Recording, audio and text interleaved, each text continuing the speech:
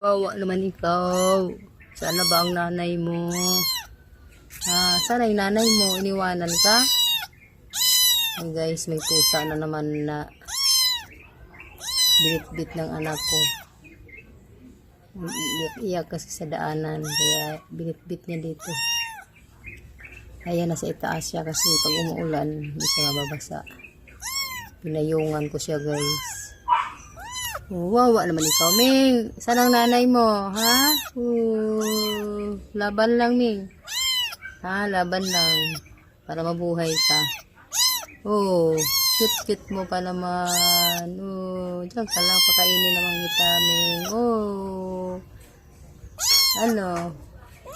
Cute-cute mo. Wawa naman. Huwag ka na umiyak. Huwag ka na umiyak, Ming. Cute. Diyan ka lang, papakainin naman kita eh. Yan lang guys. Bye. God bless everyone.